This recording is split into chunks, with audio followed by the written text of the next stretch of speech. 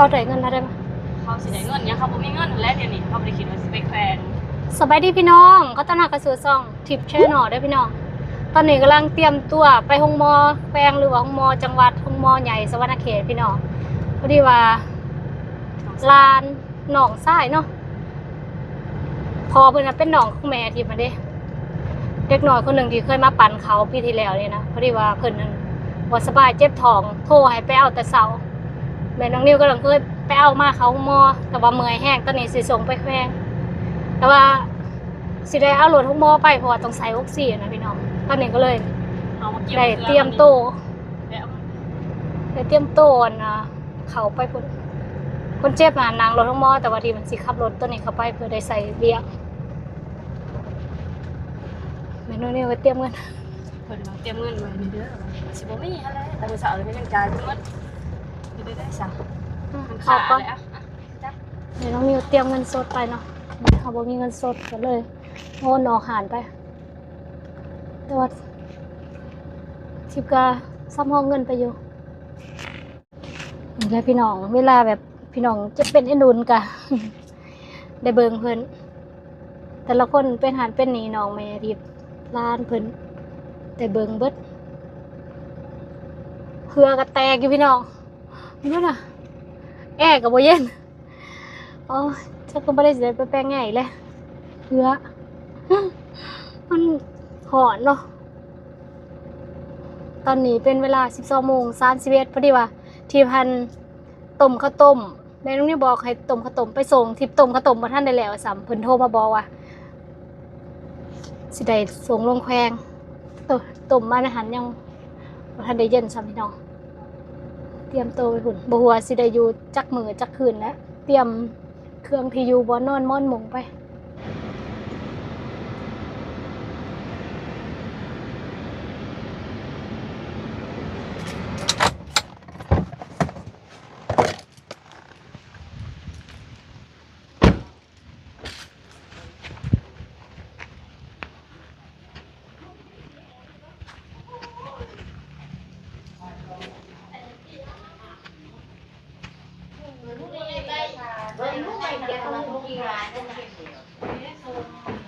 บริการผมมีอยู่เด้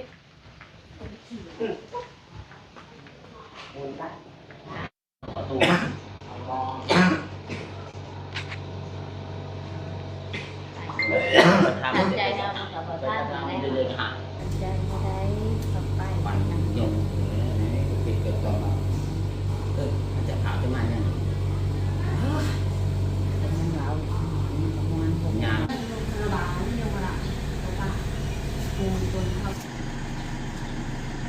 เมื่อกี้มาแวะเอาโทรศัพท์ร้านพี่น้องโทรศัพท์น้องเพิ่นลืมลูกเพิ่นไปนำเด้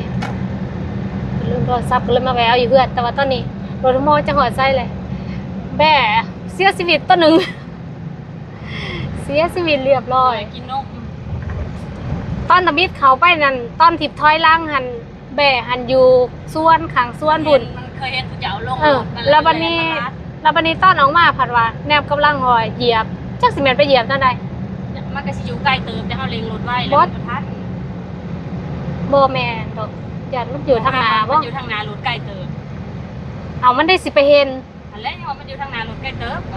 ทางหน้าโหลดนั่นแหละแต่เก่าคอยออกอันนี้แล้วเฮาแลนไว้เนี่ยมันบ่ทันเนาะมันก็บ่ทันกบนกแหล่ทันแหล่ฮู้บ่เห็นนะเพราะว่าบ่ได้เบิ่งเพราะว่าตอนนั้นหันมันอยู่ข้างส่วนพุ่นก็แน่เบิ่งอยู่ในรถเด้แบะบัดนั้นผัดว่าจักมันมาตอนไหนตอนนี้กำลังไล่รถมอพี่น้องเขาก็เจ้าก็ขับไวเติบอยู่เด้คนเมื่อยเด้ใส่เวลาประมาณ5 ชั่วโมงครึ่งนี่แหละ78กิโลต่อจากนี้บ่ทันรถไวอยู่ได้ขนาดถ้ามาติดๆยังบ่ทันอันนี้เฮาไปแหวกก็ประมาณ5นาทีมาทันอยู่ตะแล้วพี่น้องเพิ่นจอดซื้อเครื่องหน่อยนึงเนาะตอนนี้ก็ทันแหละแนมเห็นอยู่พี่น้องเพิ่นก็ยังใส่ออกซิเนาะแล้วก็ไอแต่ว่าก็ยังอุ่นใจเพราะว่าเฮาไปน้ำรถห้องมอนะพี่น้องคันไปนำแต่เองก็ห่วงเพราะว่ามันระยะทางมันก็ค่อนข้างไกลนะตอนนี้ก็เฮาก็ตามหล่น กดรถทงมอไปติดๆเลยรถทงมอเพิ่นก็ขับไว้ได้พี่น้อง แล้วเขาไปนี่ก็ไปส่งเลยเขากลับก่อน แม่นเขาบ่ได้ค้าเขาได้คันสมมุติว่ามันเป็นหยังก็รถทงมออยู่พุ่นมาส่งก็จ่ายเงินตัดใหม่อีกได้ อันนี้เฉพาะถ้าค่าไปได้นี่ ครับเท่าไหร่ก่อน ล้าน8แต่ก็ประมาณ 3,000 2,000ป้ายเกือบ 3,000เฉพาะแต่ค่ารถเนาะแต่มันก็ สินอนวันนี้เนาะ แม่นแต่ว่าตอนเห็น ใช่บ่เปิด มื้อเช้านี่หันพอน้องนิ้วเพิ่นกุ้ยเอาเนาะเพราะว่าย่างบ่ได้เมื่อยแบบย่างได้อยู่ก็ย่างแบบว่าย่างคือสิล้มย่างน่ะเพื่อสิหอดนะแบบว่าอีต้นก็เลยพอน้องนิ้วก็เลยกุ้ยใส่ลังเอา ไปเนาะผู้ชายไปฮะทำไมกูไปตะพอแล้วเด็กกู พอก็สิกุ้ยได้บ่บ่ก็บ่ได้ แข็งแรงบ่ได้ ให้บ่อาจุ้ยให้บ่ อันนี้ก็เมารถเนาะน้องชายเพิ่นถ้าเจไปให้ขึ้นรถห้องหม้อนำก็ยากเลยขึ้นรถอันนี้ก็สิบ่มีผู้เบิ่งอีกมันสิเป็นยากเนาะเมารถเองยังใครเนี่ยเด้ มันไม่ใหญ่เลยนะกินเท้าไปค่ะกินหนามบ่กินหนามกินหนามเนาะกินหนาม ตอนนี้ก็คือเข้าเขตตัวเมืองสวรรณเขตแล้วพี่น้องแต่ว่ายังบ่ฮอดห้องหม้อเนาะใช้เวลาไปอยู่ประมาณชั่วโมงกว่าๆหน่อยนึงพี่น้องเพราะว่าตอนเฮาออกมาก็ประมาณ4บ่ายเลยเนาะและตอนนี้ก็2:06 น. ประมาณชั่วโมงหน่อยนึงผ่านนี้ไปก็คือจะเป็นเขตห้องหม้อแล้วเนาะพี่น้องยังมีบ่พอเท่าใดกิโลนึงถือว่าแล่นไวสมควรเติบพี่น้องเพราะว่าคนเจ็บแล้วเพิ่นก็เล็งให้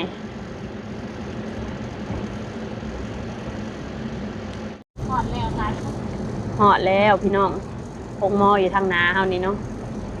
เพิ่น มอกับติดไข่ ค่ายแต่ว่าแบบรถพงหมอเพิ่นมามันก็สิได้เข้าแบบห้องฉุกเฉินเลยนะเพิ่นส่งให้ส่งต่อให้พงหมอนี่เลยนะพี่น้องมันก็สิไวเนาะคันเฮามาเองก็เพื่อแลนหันแลนนี่หั่นน่ะก็ยากไปอีกคงเป็นโขงเวียน เท่านี้เขาเลยเพราะว่า เฮาก็ไปจอดอยู่พี่ เนาะ พี่มันมีทางจอดผู้บอกจอดเออ ต้องเอาอันนี้ไปไว้ก่อนเนาะ อืม หรือว่าเอาไปหันหรือว่าเอาเครื่องลงก่อนเนาะ อืมไปถ่ายอยู่นี่ก่อนก็ได้นี่ขึ้นไปนี่แล้วก็ก่อนบ่หรือว่าจังได๋ มันก็สิมีทางไปติ ไปสันไปพี่แหละ เขาก็เอาเครื่องลงก่อนแล้วก็จึงเอาอันนั้นเนาะดูก็ดีก็ดีนอนมาได้นอนแล้ว ก็บ่เคยมาเนาะเป็นจังได๋เคยมาแต่ตอนเกิดลูกเขาแล้วจะเข้าได้จอเที่ยงเข้าเลยแหละลองมาเข้าไลน์แล้วกันนี้ เป็นนักเมาของ มันสิเอาลง ฮะ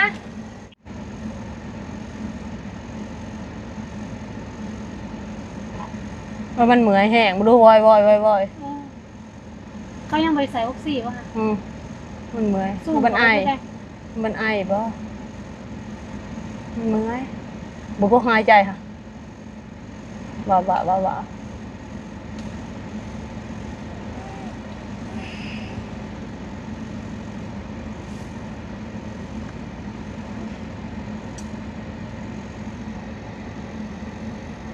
เอาคือไปนอนได้นั่น เขาให้ปะนี่หันเลยติ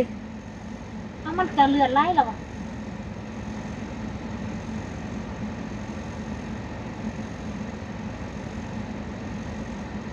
แล้วว่าได้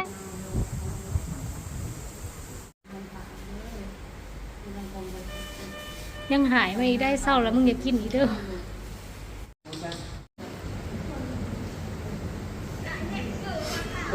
ออกอันนี้หันไปเต้นกับบ่ปานเอาไปบ่ ถ่ายปฏิหารย์หมอมีจริงเลยพี่น้อง มาหอยหงมอเมืองหันมอวันนักก็เลยส่งมาหงมอแพงเนาะก็คิดว่ามีความหวังแต่ว่า บอกหมดเลย สุดท้ายก็สุดท้ายเพิ่นก็ไปแล้วพี่น้องเพิ่นดีนเพิ่นย่ำสารพัดนะแล้วก็ที่พันเป็นลมไปเทื่อหนึงตอนเขามาเบิ่งเพิ่นนะเพิ่นก็ให้เอาเนื้อไปกวดเอาเนื้อไปกวดอีหยังนั้นแล้วก็มาเบิ่งเพิ่นดีนอีหยังสารพัดเพิ่นมีแต่จมว่าเพิ่นสิบ่รอดนั่นนี่นะพี่น้องทีมมันก็เป็นวินแล้วก็ทีมก็ไปนั่งลงกันรู้สึกว่าดีขึ้นหน่อยนึง ดีขึ้นมาหนึ่งแล้วกับมันยืนเลยเป็นอีกก็เลยออกไปหนอกไปหาแมวนิวอยู่หนอกเป็นวินแล้วก็มอจนใส่เอาล้อเอาทิพใส่ล้อให้มานอนพักอยู่ในอันใดอยู่บนหนึ่งก็คือแต่ยินเสียงคนดินอีกแม่น้องนิวไปซื้อยาดมมาให้ดมไข้ขึ้นแล้วก็เข้ามาพอดีว่าเพิ่นก็เสียพี่น้องเพิ่นก็ไปโว้ยหลังจากนั้นก็ตำบิดตอนนั้นบ่ทันได้ไปได้ตอนนั้นเข้าไปหาหมอปรึกษาหมอว่าไปอันส่งไปมุกได้บ่อหยังหั่นน่ะหมอว่าส่งไปมุกก็เอาบ่ได้แล้วเพราะว่านักแล้วก็คนนี่ไปบ่ฮอดแน่นอนน่ะนะทีนี้ก็บึดนึงเพิ่นก็ไปก็ถามเพิ่นแล้วก็ถามเพิ่นว่าเป็นหยังนะเพิ่นว่าอันเป็นเกี่ยวกับหัวใจนี่แหละแล้วก็น้ำท่วมปอดแล้วก็ไป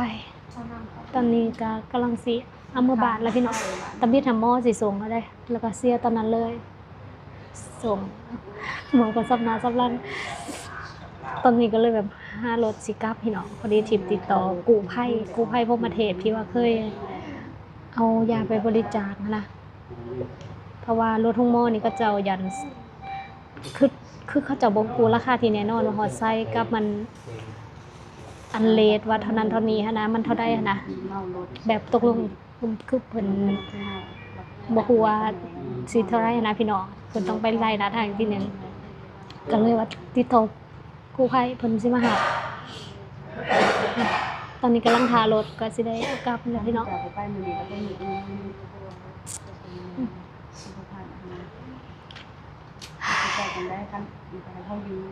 ร้านกำลังใหญ่คันนั้นมันเรียนพ่อกับมา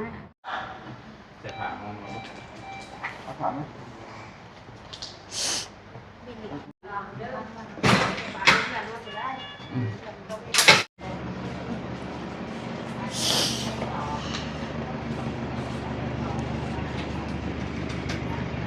โอ้ย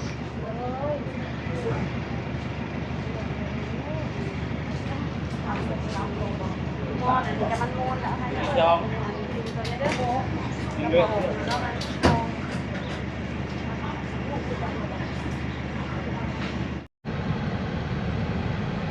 ตอนนี้ก็สิเดินทางเมื่อตำปองแล้วพี่น้องก็บ่ฮู้ว่าสิได้ลงคลิปถ่ายคลิปบ่ยังบ่ฮู้เด้อเพราะว่าบ้านนั้นบ่ค่อยมีสัญญาณเนาะตอนนี้กำลังเดินทางกลับตะบิดว่าสิเอารถตัวเองเมื่อแต่ว่าแม่ว่าบ่อยากให้ใส่ไปได้หั่นนะก็เลยว่าติดต่อกู้ภัยเลยพี่น้องเพิ่นน้ำหนาวไปก่อนแล้วตอนนี้ลังสิไหลสำหรับคลิปนี้ก็สิประมาณนี้เด้อพี่น้องแจ้งไว้ก่อนคันคลิปบ่ได้ลงคลิปก็คือนั่นแหละมันบ่ได้มีสัญญาณกับยานค่าเวียกนี่หั่นนะ